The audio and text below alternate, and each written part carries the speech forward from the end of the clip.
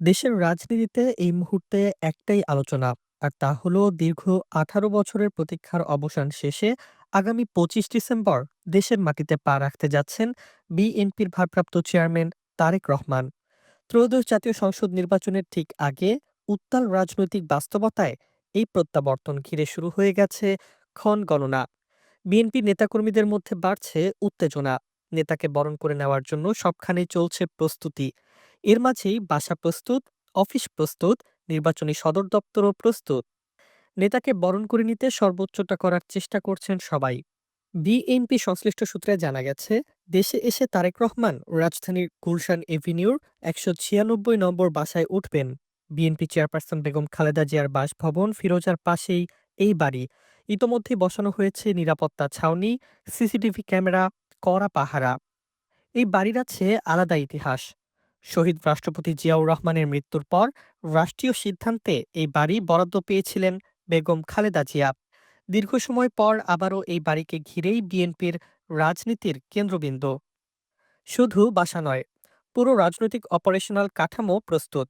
গুলশানের চেয়ারপারসনের কার্যালয়ে তৈরি করা হয়েছে ভারপ্রাপ্ত চেয়ারম্যানের চেম্বার। নয়াপল্টনের কেন্দ্রীয় কার্যালয়েও প্রস্তুত আলাদা অফিস। আর গুলশানের ৯০ নম্বর সড়কের ১০/সি নম্বর বাড়ি হতে যাচ্ছে ত্রয়োদশ জাতীয় সংসদ নির্বাচনের কমান্ড সেন্টার। চারতলা এই ভবনে ব্রিফিং রুম, গবেষণা সেল, মিডিয়া টিম সহ সবই প্রস্তুত।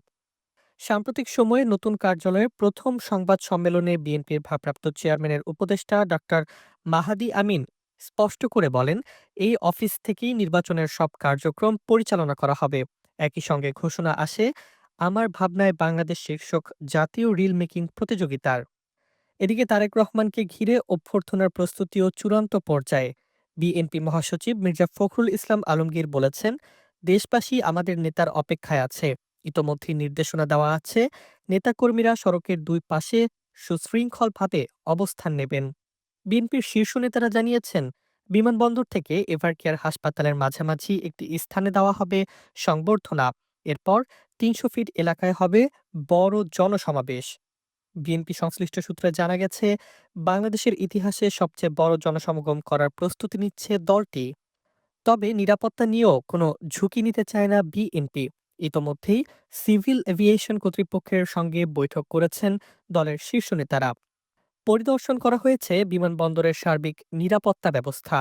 বিএনপি চেয়ারপারসনের একান্ত সচিব আব্দুস সাত্তার জানিয়েছেন, তারেক রহমান লন্ডন থেকে সিলেট হয়ে ঢাকায় আসবেন। তার সঙ্গে থাকবেন মেয়ে জাইমা রহমান। আর দেশের মাটিতে পা রাখার সঙ্গে সঙ্গেই ঘটবে দীর্ঘ নির্বাসনের অবসান। নির্বাচনের ঠিক আগে এক বড় রাজনৈতিক প্রত্যাবর্তন। আর এই প্রত্যাবর্তনের সংবাদে আগ্রহ বিএনপি নেতাকর্মীদের পাশাপাশি দেশের সব নাগরিকের। কারণ তার এই প্রত্যাবর্তন ঘিরেও জনমনে চলছে নানা ধরনের প্রশ্ন। আর তা হলো, তারেক রহমানের দেশে ফেরা কি বদলে দেবে ত্রয়োদশ জাতীয় সংসদ নির্বাচনের হিসাব, নাকি এটি হতে যাচ্ছে রাজনীতির নতুন এক মোড়?